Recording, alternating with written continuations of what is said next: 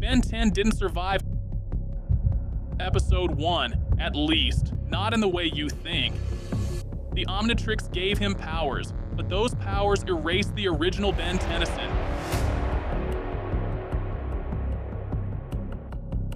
and replaced him with something else that's hard to name. The series literally start with the song that says, well, lots of secrets. Secrets that you and I never understood during the entire series. But if you pay close attention, watch it episode by episode, it'll make sense to you. The watch latched itself to his wrist like some weird sci-fi Cinderella moment, and no matter what he did, it never comes off. Now that might not be a problem, but here's something that can make you understand this. The watch is like the parasitoids. Now they lay their eggs in or on another insect that's the host. The larvae then consume the host, eventually killing it. And that is exactly what the Omnitrix did to Ben. The thing had a mind of its own. It could find its own host and had the capacity to keep updating itself. That's its biggest secret. At first, only 10 aliens were introduced, but then it kept updating itself like that one app you never asked to install, but now controls your entire phone. And it wasn't just some polite, hey, would you like to update? Kind of thing. No, this watch was out here stealing DNA. Like when Ben got scratched by a werewolf alien, instead of getting a tetanus shot, he actually transformed into the wolf. Oh, it's me, Ben Wolf! Your transformation is complete. Going Accelerwolf. Wait. The watch had a reaction to an external DNA, and that is exactly what Azimuth, the creator of the watch, had wanted. He created this device so they could experience life as other beings, and thought this would promote empathy. A great noble idea, except instead of teaching empathy, the watch mostly just exploded things. I mean, look at the villains. Vilgax, Kevin, Albedo, every single one of them wanted the Omnitrix as a weapon. The worst part is that the Omnitrix never really let Ben be in charge. It locked him out, glitched mid-battle, and sometimes picked aliens that made no sense for the situation. Oh, you need to fly? Have gray matter instead. Good luck with that. If my phone pulled that nonsense when I needed Google Maps, I'd throw it into a river. So, in a nutshell, this thing absorbs DNA, evolves on its own, and sometimes even overrides Ben's choices. You really need to ask who's really in control, and if a device can rewrite your DNA whenever it wants, well, are you even you anymore? In episode 1, when Ben found the Omnitrix, it all seemed cool. No side effects. But then in Dr. Animo and the Mutant Ray, Season 1, Episode 25, he found out the hard way that tampering with an unstable alien device can and will turn you into a horrifying science experiment, meaning you've signed up for a lifetime of potential DNA corruption and existential crises. Later in the same episode, after some time away from the Omnitrix, when Ben put it back on, it recalibrated itself. The Omnitrix scanned his DNA again and adjusted itself, like it was updating him without asking. And then in Season 3, Episode 19, Vilgax himself mentions, "Appears the Omnitrix is already merged with your own DNA." And then when he manages to take the watch off of him in a ripping it off like it owes him money kind of move, and Ben screamed like the Omnitrix was attached to his soul, which at this point, I'm starting to think it was.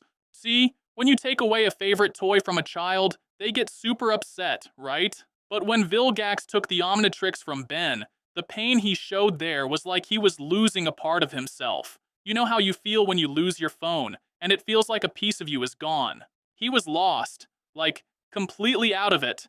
The second that watch was gone, he wasn't Ben 10, hero of the universe anymore. He was just Ben Tennyson, a regular kid, standing in front of a big, scary alien with zero backup.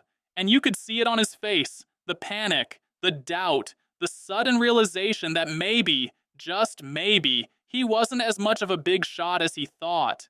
And that right there is the problem. Because if a piece of tech is so deeply a part of you that losing it makes you feel like you're nothing, were you ever really you to begin with? Or was it the Omnitrix all along? Let me know your thoughts in the comments below. And that right there is the problem. Because if a piece of tech is so deeply a part of you that losing it makes you feel like you're nothing, were you ever really you to begin with? Or was it the Omnitrix all along? Let me know your thoughts in the comments below. Anything that affects him has an affect on his aliens, and what affects his aliens affects him. Every time he turns into Wrath, the big angry tiger wrestler dude, his personality completely flips. Suddenly, he's screaming at people, smashing things, and picking fights for no reason. Sure, it's funny when it's Wrath, but how come he only turns aggressive when Wrath comes out? It's because every time an alien comes out, it leaves traces behind in his body that is slowly taking over him. And the side effects are lingering. You'd think once Ben turns back to normal, he'd be 100% human again, right? Nope. Sometimes little alien traits stick around, and the side effects are lingering. A weird eye, a bit of extra strength, or just the general feeling that his body wasn't built like this originally. Like, how many times can you rewrite your DNA before your original DNA isn't the original anymore? Even when Kevin tried absorbing the Omnitrix's energy once, he turned into a walking nightmare factory. His body couldn't handle it, and his mind was completely shattered. He went from a kid with attitude to a monster with no control over himself. And sure, Ben isn't absorbing the Omnitrix the same way, but think about it. If the device can do that to Kevin, what is it doing to Ben? Just really, really slowly. Now, if you're still not convinced that the Omnitrix is a total menace, get ready for this one. One time when catches a cold, suddenly his aliens were all messed up. His 4 arms were covered in hives. His heat blast couldn't even make fire. So, now the Omnitrix is even connected to his immune system. The biggest red flag of the Omnitrix was Ghostfreak. In Season 2, Episode 11, Ghostfreak was supposed to be just alien DNA inside the Omnitrix, right? Except, he had a mind of his own. The Omnitrix stored him consciously, and one day, he broke out. That proves that even the Omnitrix had zero control over him. So, what else is in there? How many other aliens are lurking inside, waiting for their chance? And worst of all, what if Ben himself is just another DNA file waiting to be overwritten?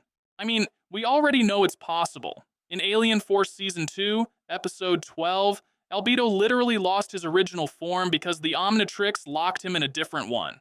For those of you who don't know, Albedo was the assistant to the amazing Asmuth. This is the same guy who wanted to be a big brain genius like Asmuth, but ended up accidentally ruining his life instead. He made his own version of the Omnitrix, tried to copy Ben's alien transformations. In the end, the Omnitrix locked him in Ben's human form. Yep, his original body was completely gone, his DNA was rewritten, and no matter how much he screamed, complained, or tried to fix it, he was stuck.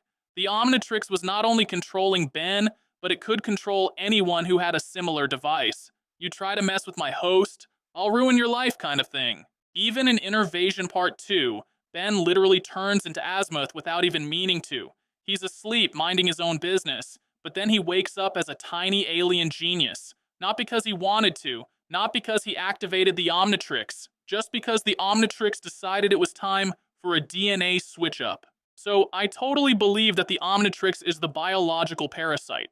It's attached to Ben 24/7. It rewrites his DNA whenever it wants. It's living in his body, changing how you naturally function.